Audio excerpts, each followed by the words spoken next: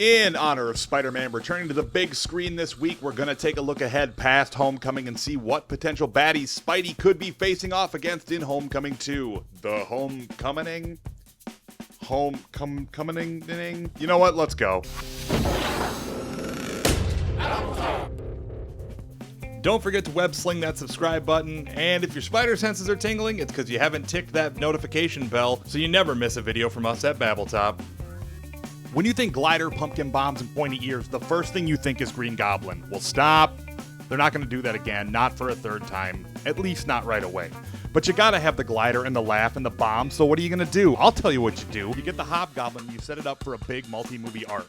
Alright, so Roderick Kingsley was obsessed with Norman Osborn, and he decided to mimic him in his goblin-esque crimes, all the while brainwashing one of Peter's buddies into thinking he is the actual Hobgoblin. So here's where the arc comes in. That friend is Ned Leeds, who is Peter's best friend in Homecoming. And what a tragic twist it would be to have him brainwashed and set against Spider-Man, only to find out he isn't even the bad guy behind the scenes. You hear that? That's the money printing itself. The Rhino needs a reboot almost as much as Spidey did after Amazing Spider-Man 2, a film the Rhino was sadly in. Being shown as a mech suit wearing tattooed Russian gangster by Paul Giamatti, just so much wrong there. And frankly, he deserves more than what he got in that movie. Sure, he's always been the dumb henchman for a much smarter, string-pulling villain, but that's what's great about him. He's nearly invincible once he gets going, and that could bring a lot of amazing action to whichever Spider-Man film he appears in. As someone that needs someone else to plan his heist, Rhino would most likely show up as part of a larger group/evil plan. And that screams Sinister Six. If Sony is still working towards a Spider-Man Avengers-style team-up that is more about villains than heroes, then Rhino has to be a part of it. Alright, if goblins and rhinos aren't your thing, then maybe alien goo is, and that's where Venom comes in. Originally in the comics, he starts off as Peter's suit before he realizes it's alive and it's corrupting him, so he gets rid of it, and just like a scorned lover, it immediately finds someone else to try and throw it, and fists, and kicks in his face. Sony's already announced Tom Hardy as Venom, so they'll be foregoing Peter having the suit first this time around, but a showdown between the wall crawler and the drooling maw is bound to happen sooner or later. No matter what though, it has to turn out better than the time Foreman was Venom, right? Now, if you do one goopy alien, then you have to do one more. It's just a rule. Carnage is one of the most called for villains in Spidey's rogue gallery, and understandably so. The child of Venom is just like dear old dad, mom, Goop.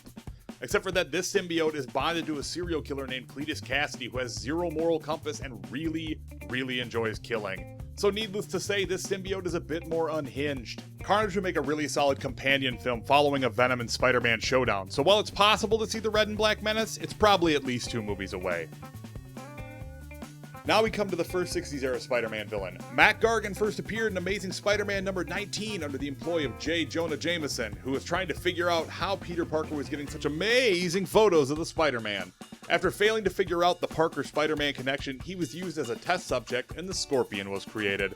Not the most clever villain for sure, but if we're ever going to see a big screen version of the Sinister Six, then the Scorpion will have to be present.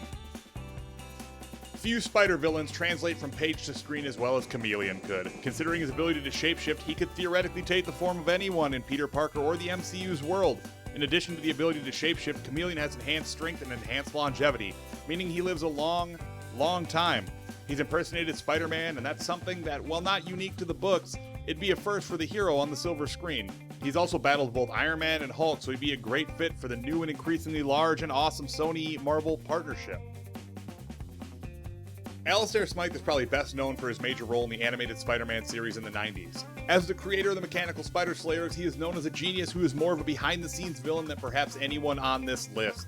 Because of that, he would be a completely different kind of villain than people have seen before. The 10's Amazing Spider-Man films introduced Smythe, albeit briefly, as the smarmy boss of Jamie Foxx's Electro, played by The Office's B.J. Novak.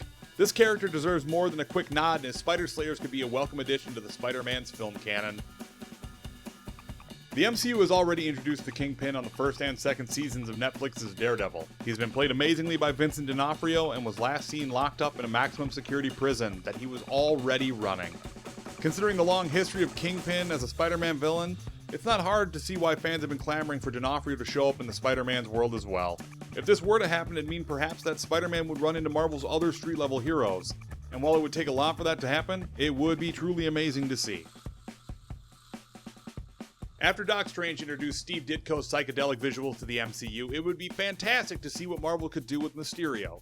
Mysterio is one of the few Spider-Man villains who has zero superpowers, relying on tricks and visual effects to battle the Wall Crawler. He is one of Spidey's oldest foes, showing up for the first time in issue number 13 of The Amazing Spider-Man. There is a fan theory which says we may have already seen Mysterio on the big screen in Raimi's original Spider-Man trilogy, being embodied by the legendary Bruce Campbell. Lucky for us, this is only a fan theory, as the MCU version of Spider-Man has been staying away from rehashing characters we've already seen on the screen. Kraven is known as the best hunter in the Marvel Universe, and is perhaps best known for the 1987 storyline Kraven's Last Hunt. In that storyline, essentially an aging and aggravated Kraven decides to end his life after finally catching the one prey he could never best: Spider-Man. After shooting Spidey with a coma-inducing drug and burying him alive, he impersonates Spider-Man and ends up going on an extremely violent campaign as the Webhead himself. People have longed to see Kraven on the big screen since the Sam Raimi, Tobey Maguire days, and he can bring some grounded change to the Spider-Verse by showcasing a smaller scale story. And that's the list. Did we leave anyone out? Let us know in the comments, and make sure to like this video.